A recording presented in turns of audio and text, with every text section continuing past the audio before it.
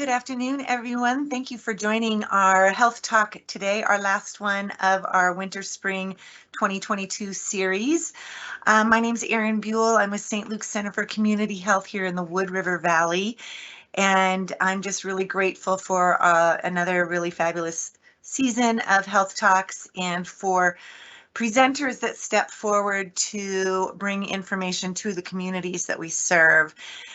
Today we have Anita Dromey. She is here at St. Luke's Wood River also as our speech pathologist or speech therapist.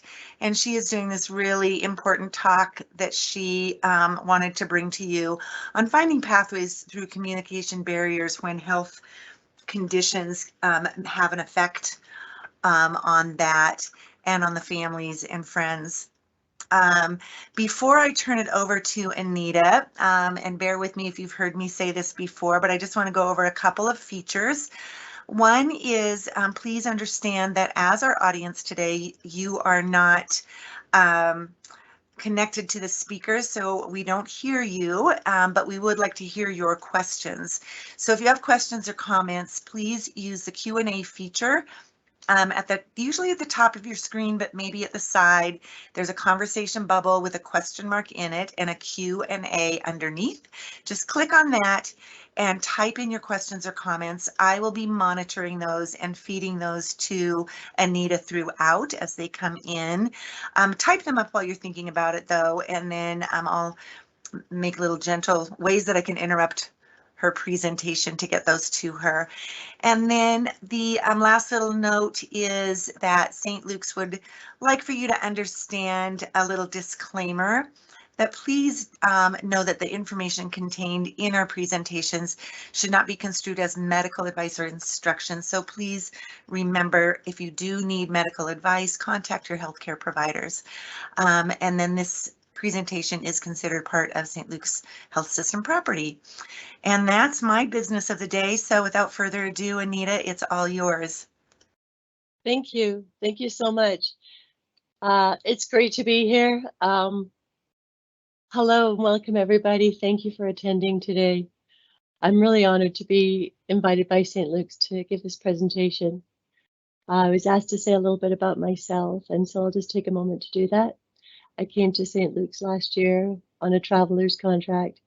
It was a 13-week contract, and it certainly didn't take long when I looked around the community and how beautiful this valley is to realize that this is a special place, and I became interested in the full-time job, and I was lucky enough to get that. And so I'm just coming up on a year at St. Luke's.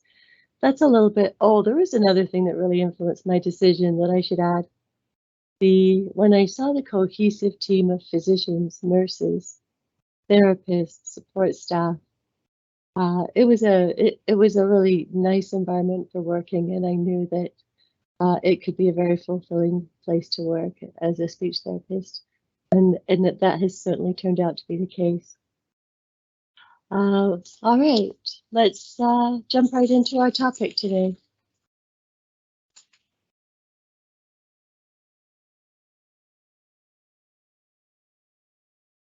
First of all, I'm going to be audacious enough to give you a promise. At the end of this hour, I'm hoping very much that you'll know some ways to communicate with somebody who's going through some speaking challenges.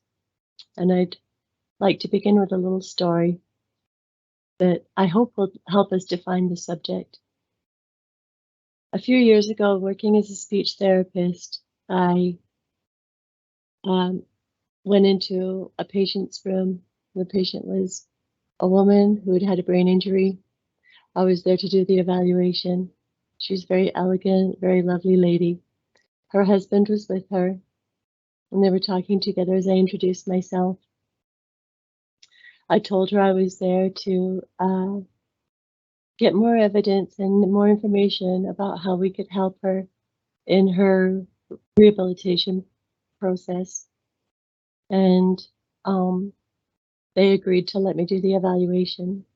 The husband asked me if he could sit in for that, and I said, actually, that's up to the patient usually, is whether they are comfortable with that, and she was.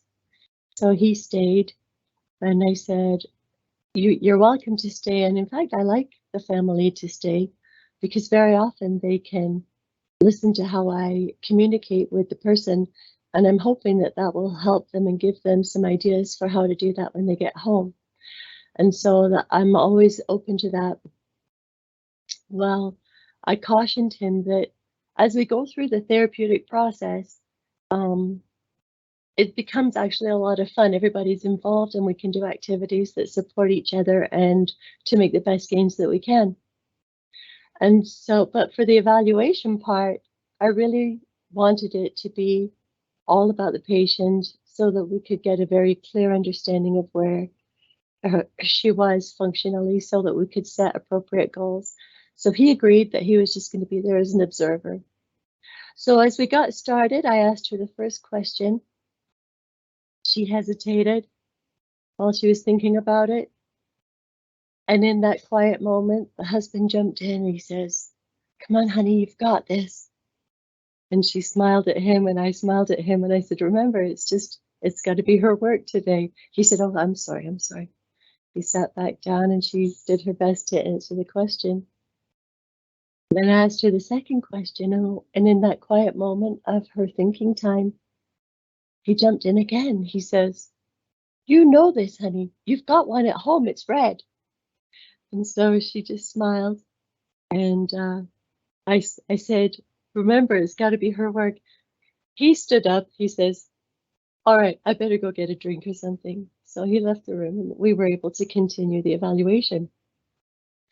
An interesting thing happened as he left the room.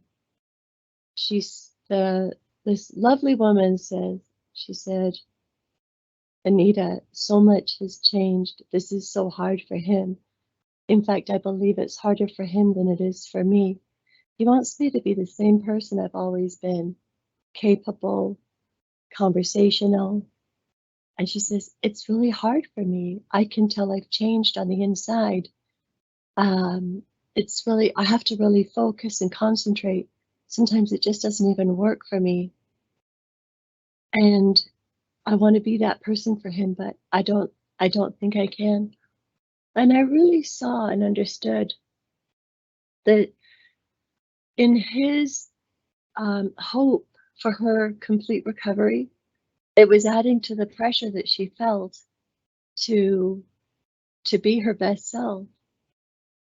And anyway, we finished the evaluation. I explained to her how she did. We talked about appropriate goals that we could set to help her uh, achieve her best rehabilitation. I said goodbye, went back into the hallway, and her husband was standing there. He wanted to know how she had done, and she had given me permission to tell him.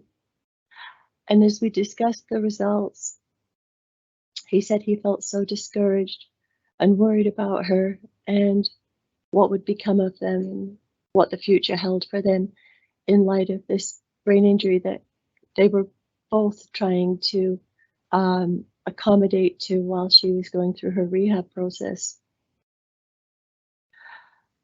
So right there in the hallway, we started talking about some things that he could do right away to facilitate the communication between them so that they could maintain their friendship, maintain the relationship that they'd already had, that that friendship of acceptance and love. The things that I told him, that I advised him to do, that he could help her with and keep that relationship intact. Some of the things I told him in that conversation are going to be the focus of this presentation today. This is what we can talk about. The first thing that I mentioned to him was processing time. This is thinking time. This is the time we take to understand what was said to us. Normally, this goes pretty quickly. But let's talk a bit for a moment about what happens as we communicate. If I want to send a message, it starts with the air in my lungs. I breathe out, and that breath, that air, comes up through my vocal tract, and hits my vocal cords. The vocal cords come together and vibrate very quickly, many times a second, to chop that air into tiny segments. Those tiny segments of air travel up through my mouth. My lips, my tongue, my jaw all move to shape that air into speech sounds and into other sounds too. It doesn't have to be speech. Our mouth will make many other sounds, and only a few of them are meaningful speech sounds. Well, in fact, that happens so quickly that in 1 second of speech, my tongue and the movements of my mouth, my jaw, they actually make between 7 and 10 movements for every second of speech. Can you imagine how quickly that goes? And in fact, when you think even about my name, Anita Dromi, there's just for me to say that, which takes about a second, I say a, n, e, t, a, d, o, m, e. There's 10 right there. Anita Dromi. And even while my mouth is saying that, hopefully my brain is thinking about the next thing that I want to say, form that language, so that we can move on with our communication. This is a very quick process. Once I've even said something that, what is that speech exactly? It's simply that air is moving away from my mouth, coming in contact with the air in the room, and travels as a wave to the eardrum of my listener. It hits the eardrum of my listener. It gets processed by the middle ear, the inner ear, goes down the 8th nerve to be processed by the auditory processing center in the brain. It's at that moment that my listener understands that I said something and can ascribe meaning to that information. So that's quite a process. Now let's say my listener wants to send a message back to me. Their auditory processing center has just attached meaning to that communication that I send. Now what they have to do is send some information to their language center, choose which words they want to say. That is influenced by their emotions. It's influenced by their memory. All these things come together and have an influence on the language that they choose. After they choose the language, that signal has to be transmitted to our motor planning center, which actually pre-plans the motor movements for my lungs to breathe, for my vocal folds to contract at a certain time, and to plan all the movements of my mouth, all those things.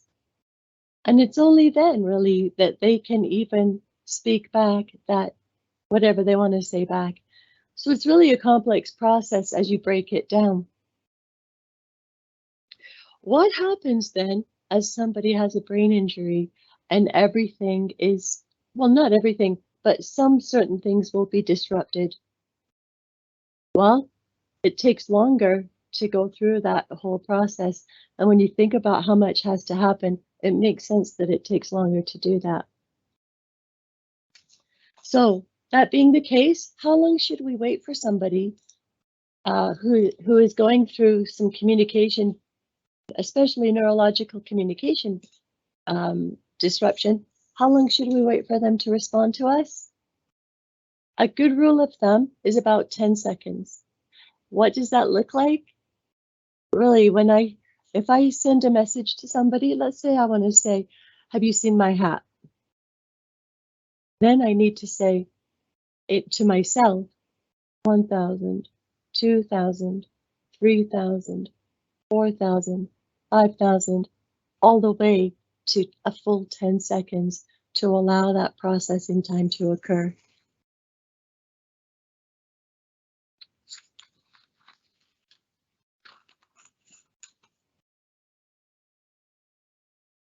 So I've seen many times where people might say something and don't allow that time, but I want to really make a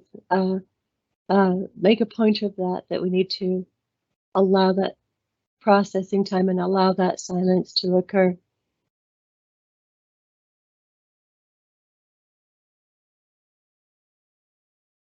just see if I can get this to work. Oh, there we go. All right. So this slide just talks about waiting 10 seconds and that the quiet spaces in there are really okay. A little bit more about processing speed. It makes sense that if there's a disruption, a neural disruption of some kind, it's going to be a lot easier to process things that are easier or more simple or more direct. And so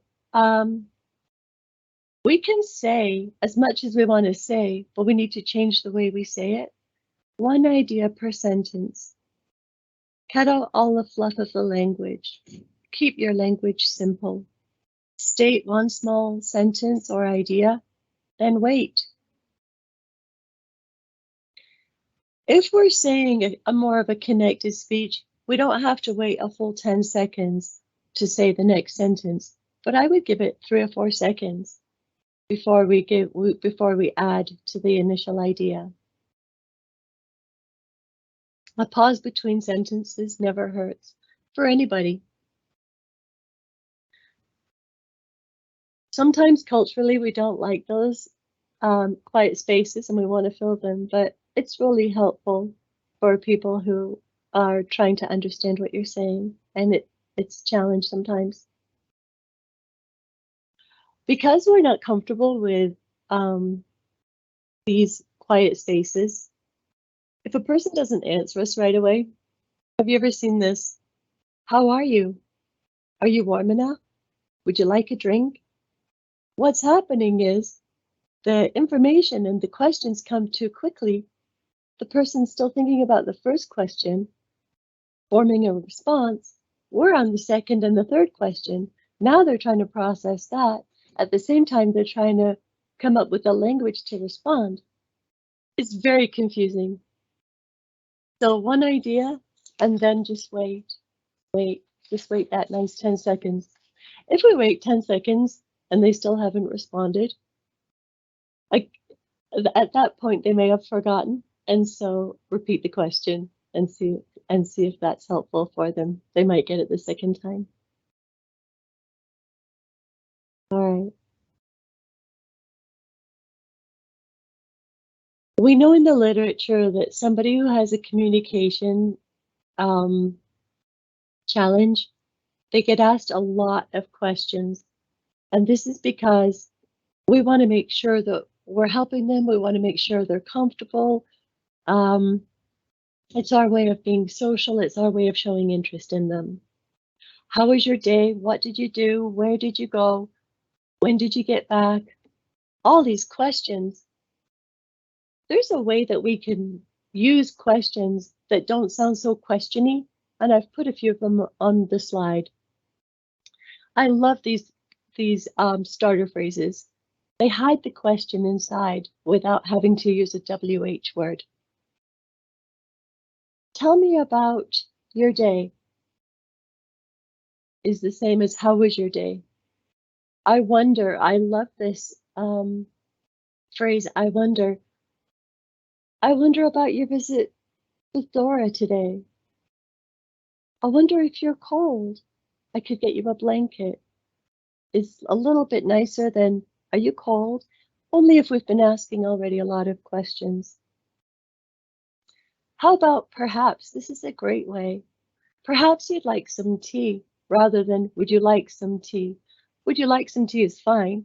We can say that, but to avoid overuse of those WH words, these are great phrases that we can use as an alternative. They are a hidden question, but they sound more conversational.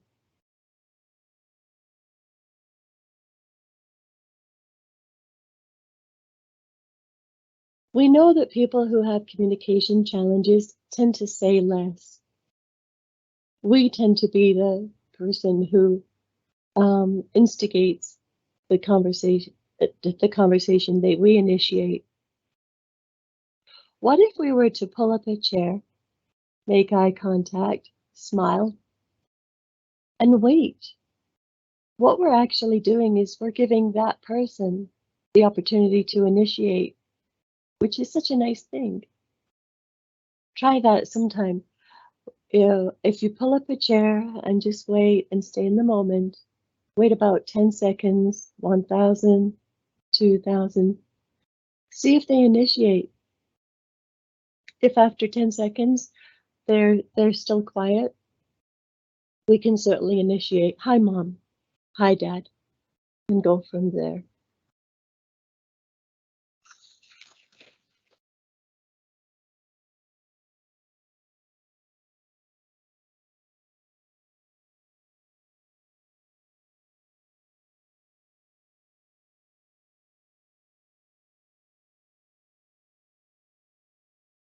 Sometimes people are talking, and they're trying to say something, but they can't think of the word. They'll say, "Oh, it's in the, it's in the, it's in that. It was just on the tip of my tongue." They can't think of the word.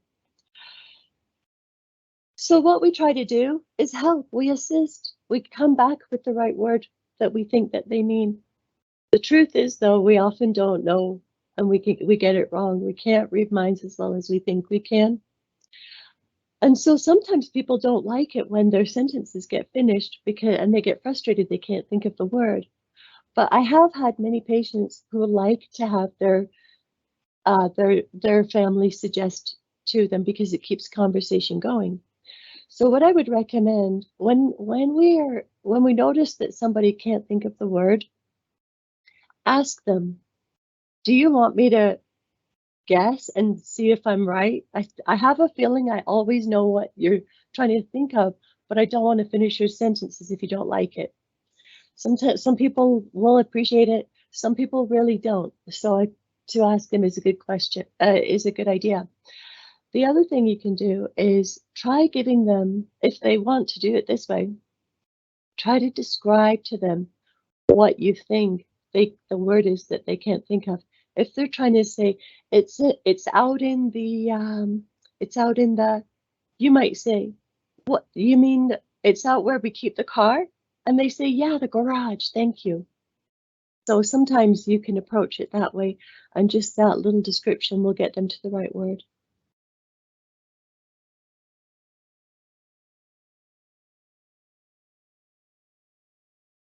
This is another idea for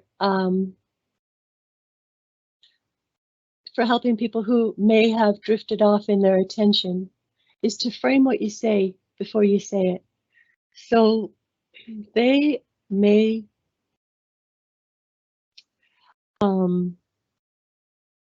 want to listen, but they have a hard time staying focused. So to really focus them in, these are useful phrases. "Hey, I want to ask you a question," and then ask the question rather than jumping straight to the question before they're prepared to listen to it. Or, "Hey, I've got a story to tell you." Or, "Hey, I just heard a joke. I want to share it with you."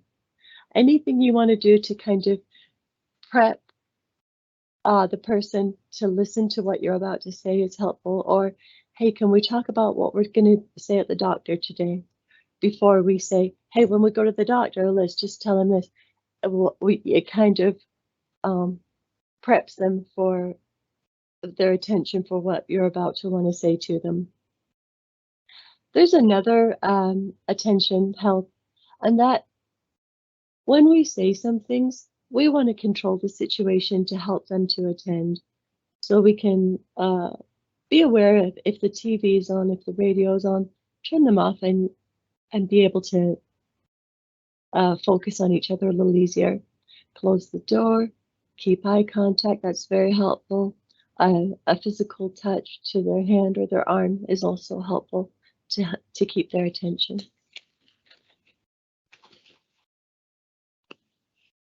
Okay.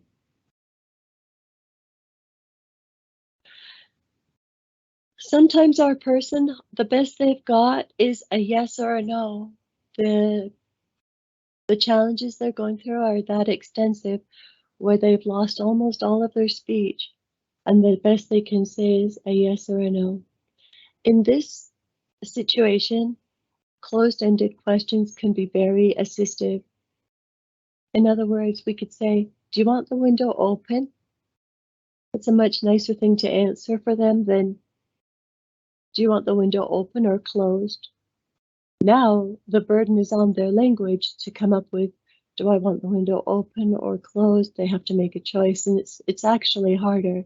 If they can say, do you want the window open? And then a yes or a no is easier. If they do have a little more language than that, a choice of two is good. Would you like water or juice? That's a better question than, what would you like to drink? Now it's giving them two options, and they can think about it and choose which one they prefer. If we ask them, what would you like to drink? They have to sort through all of their memories for all the drinks that they've had to choose something that they'd like to drink. Just cognitively, it's more dense and it's more of a well, I don't know, challenging task, I would say. All right. Sometimes if a person has good, intact comprehension of what's going on around them, but they can't speak very well, or don't have lost that power of speech, either momentarily or they're getting it back, they're working to get it back. An alphabet board can be very useful. This is something that we give to the person. It sits on their lap, and we can ask them more open-ended questions in this regard, because they can use the first letter to find their answer. Sometimes I'll give the alphabet board to a family and I find the caregivers using it and pointing to the letter for the patient. That doesn't help them as much. But if they can sit with the alphabet board and then I say something like, what would you like for dessert? Now then, if we didn't have the alphabet board, I would probably give a choice of two, because that reduces that load and they can choose. Or they could indicate first or second or something like that. With the alphabet board, that gives them a whole choice of a whole range of things. So maybe they would point to the eye, and I could use the eye and to get to almost guess what they would want. So if I guessed, well, the only thing I can think of for dessert that begins with an I is ice cream. And I know you don't like ice cream. And suddenly your person will say, yeah, I feel like some ice cream. And so it really narrows down that choice. If they have very, very limited speech, they'd never be able to tell you, hey, I feel like some ice cream for a change. But with an alphabet board, it opens up that world of preferences. And so it's a very helpful thing to use sometimes for the right communication challenges. It can be very beneficial.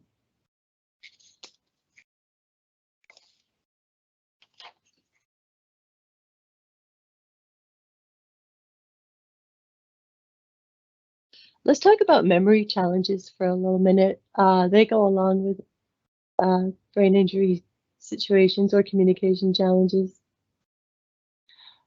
All I would say about this is expect it to be there and just go with it. Expect them to forget.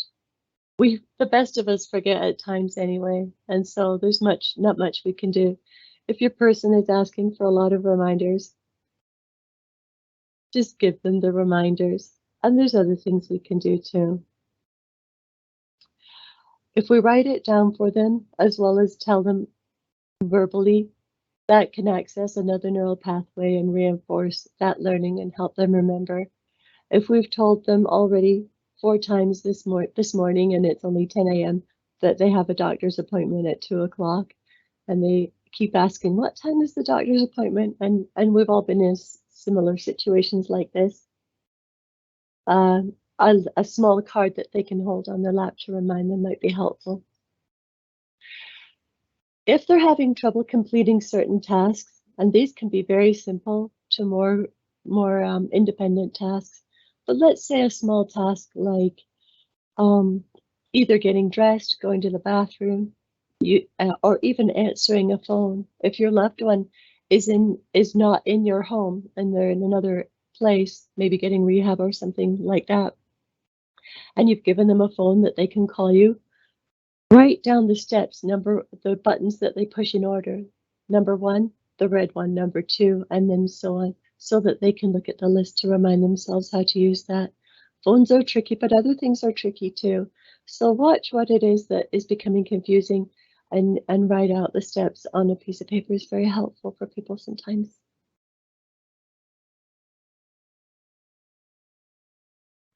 If you're trying to have a conversation with somebody with memory issues, sometimes the long-term memory are more accessible than even what happened a few days ago, and even what happened when they were raising their own family. Sometimes really long-term memory about their childhood are more accessible. And if you wish to just sit and have a nice, relaxing conversation, it's nice to bring up those things that happened really a long time ago, and you may find that that is motivating for your person to talk about how they grew up, their brothers and sisters, and things like that. So.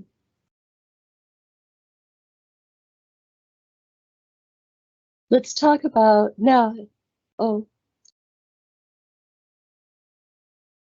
I do have a question that came in, Anita, if you can take it. sure. This person writes, any advice on how to attend to patients who are limited English proficient when it comes to the additional task of processing language?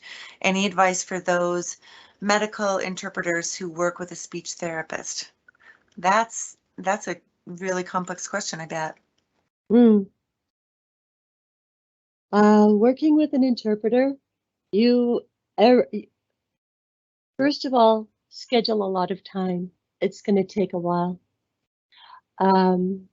It's actually the very same principles can apply.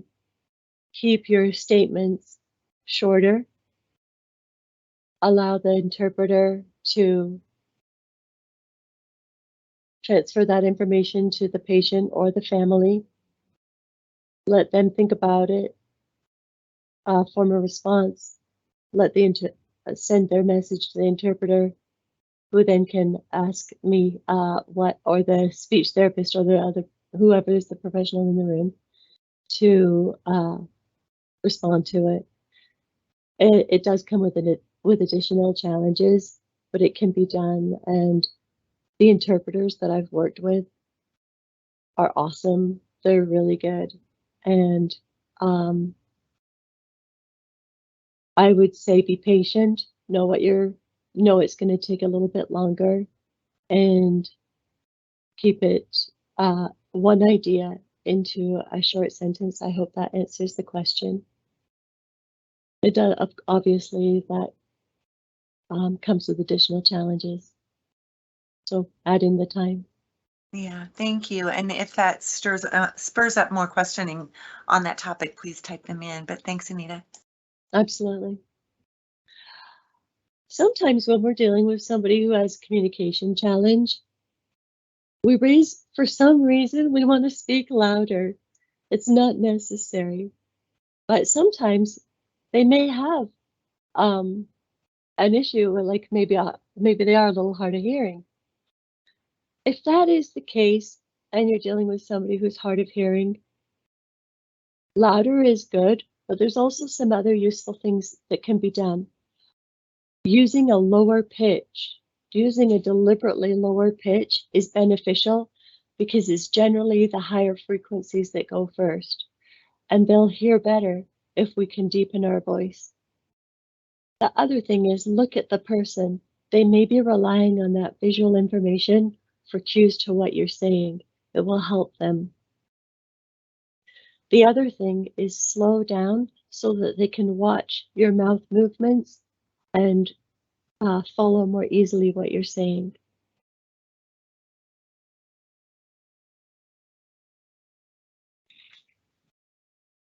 We've talked a lot about helps that we can use and things to assist a person to communicate with us.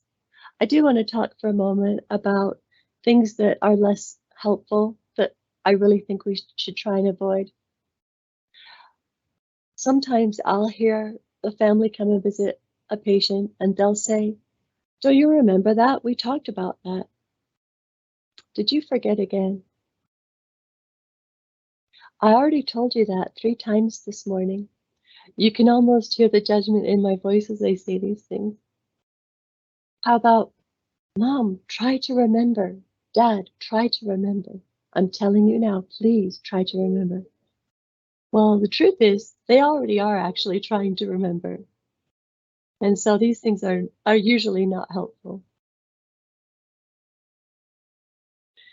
Another thing to try and avoid, I was working with a patient and her son was downstairs and he could hear us. And when she said an answer that wasn't quite on target with what we were trying to do, he found it so cute. He couldn't help it, but he would laugh. And she could hear him and she called down, "What's so funny?" And there was some sense that she knew that he was laughing at her answers and it wasn't helpful. And sometimes it's not meant to hurt the person. We really do find humor in our humanity in a way. But I would suggest that if this is the case, hold that laughter out of respect and love for the person that you're with. And whatever answer they give you, accept it because they're doing the best they can and that is what they think. I've sometimes seen it, especially in a rehabilitation situation, where the family will gather to talk about the plans, or to talk about what's happened, or to talk about who knows what, family business, things that are changing. Everyone's gathered in the room and the person is there, but no one includes the person in the conversation. They're talking about him or her, or making plans for her. But wouldn't it be nice if somebody turned to them and said, "Hey mom, this is what we're talking about today, and we're trying to make good plans for you, and if you have anything, please indicate." And or just turn to mom and go, "Is that okay with you, mom? Is that right? Are you feeling good about that? Are you following?" And making sure that they feel included in that conversation, in that interaction, that they feel part of that group.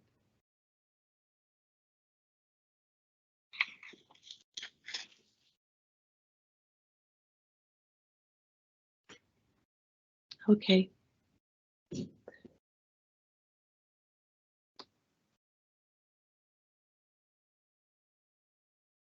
There we go. Um,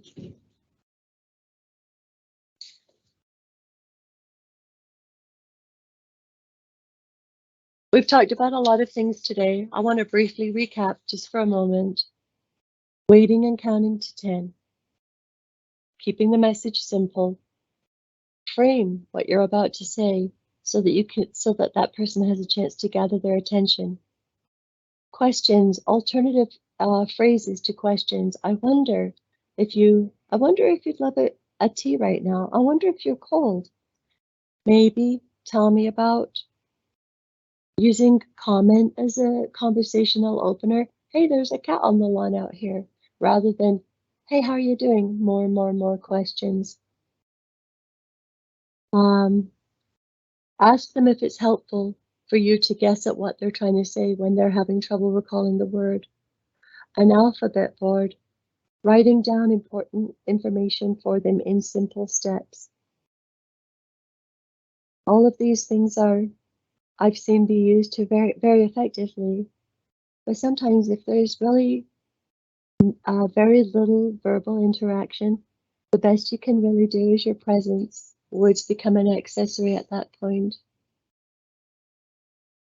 It's time to draw on the love that lives there between you and your person. And also, it's hard to find the gratitude in times like that. But a step back to realize what is still available sometimes puts a silver lining on a cloud. And so I want to mention that too, that there's always something to be grateful for. Personally, I want to add a couple of other thoughts that have come to me through my experience as a speech therapist. I've learned to go into every situation with a patient with an idea that no matter what the behavior, no matter what is manifesting behaviorally, it's best to give that person credit that they're doing the best they can, that everybody in the room is doing the best that they can, and go from there. The reason I find that so helpful is it takes away blame, it takes away judgment. If we show up and everybody's doing the best they can in a situation, regardless of the visual performance, regardless of what we see, it can really help us bridge the gap to make things, to put things together more easily, make plans, and assist. If somebody doesn't have the communication skills that they used to, and we assume they're doing the best they can, it can really help us bridge to them. Most of the time, in fact, I believe all the time, this attitude has served me. Cast your mind back to the beginning when I told you the story of the man and his wife, the patient of mine, the woman. Think how it would have changed that situation if he could realize, not even realize, but just kind of assume up front, my wife's doing the best she can right now. It helps him get closer to her. It helps him reach out and get to the place where she's communicating. And what about she herself? If she could see in her husband that in spite of his attempting to coach her, and in spite of the pressure she might feel from him sometimes, if she could say he's doing the best that he can, and it would help her to feel more comfortable and accept him so much more. So I just really like that as a foundation for things that we do.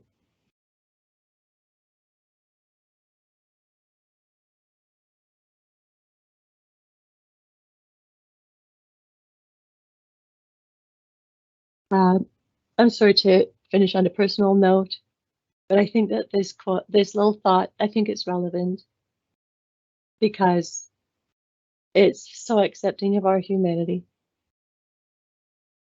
All of us will go through trials in life. We know this.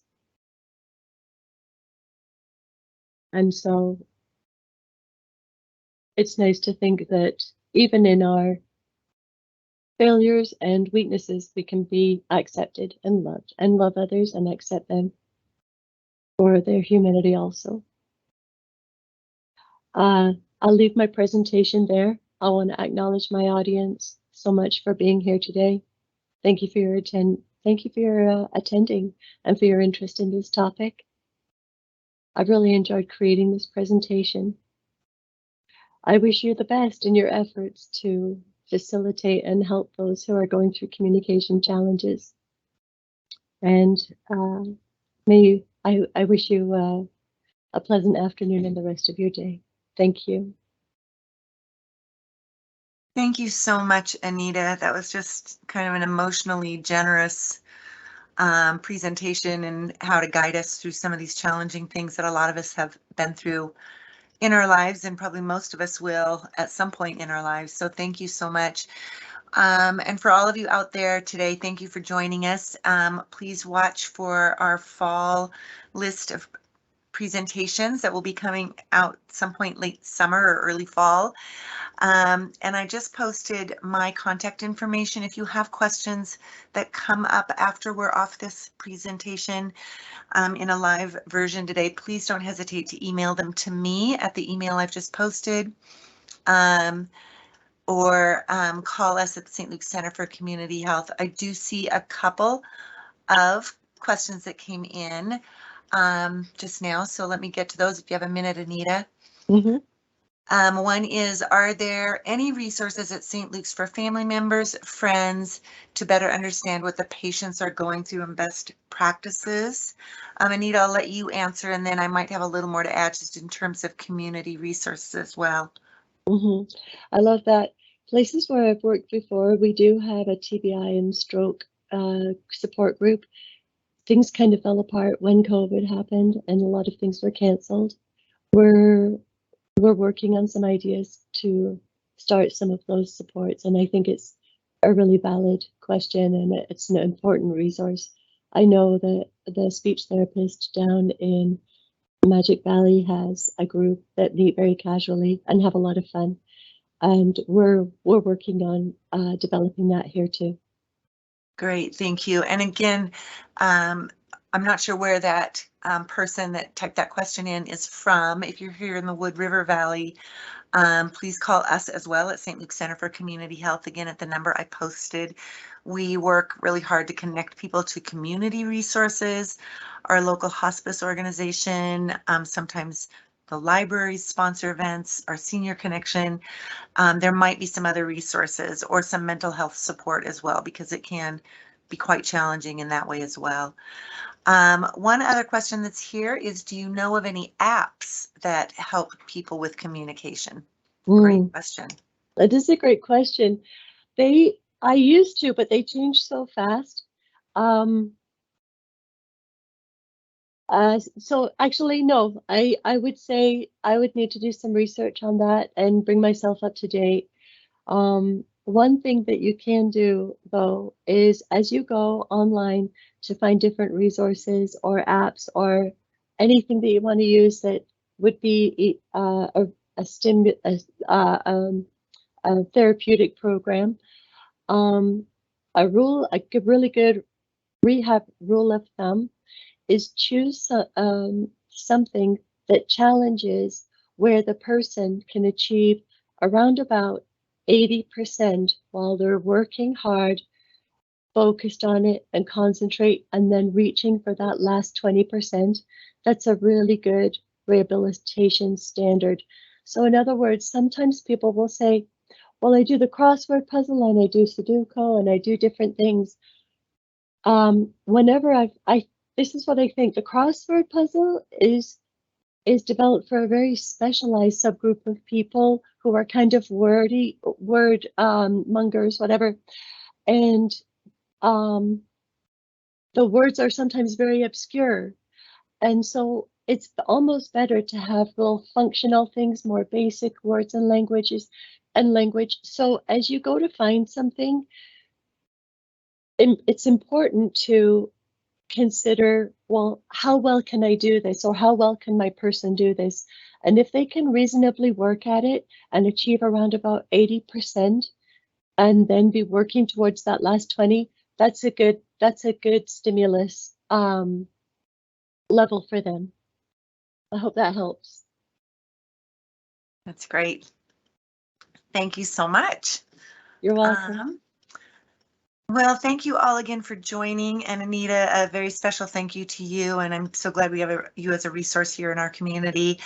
And I just appreciate all your time from all of you who took this hour out of your day.